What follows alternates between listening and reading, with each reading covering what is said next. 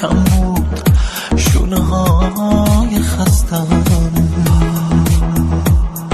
شاید یه وقتی اشتباهی سر قلب تو شکستم.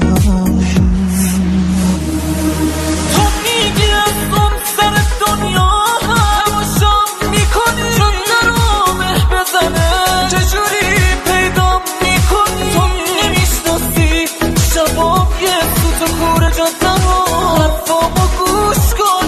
از این بیراهه تنهایی نرو، بذار پای سفرت بشم یه وقت خسته نشو.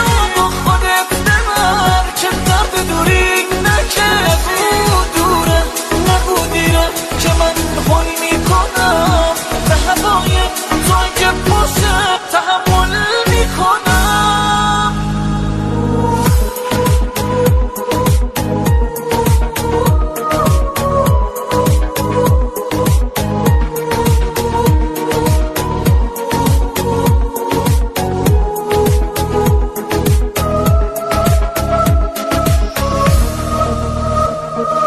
میری که هر لحظه به یادت دلتنگیام آروم نگیره. بد کردی اما خوبیاتو میمیرم و یادم نمیره. شاید برای خستگیات کم بود، شونه های خستم.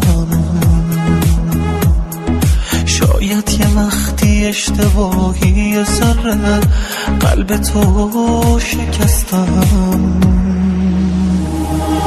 تو میگی از اون سر دنیا تماشام میکنی، چون درو مه بزنه چجوری پیدا میکنی. تو نمیشناسی شبام یه سوت و کور جادم و حرفامو گوش کن.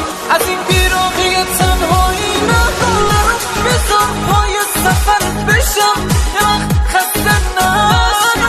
با خودت ببر که درد دوری نکه. نگو دوره نگو دیره که من حال میکنم به هوای تو اگه باشه تحمل میکنم.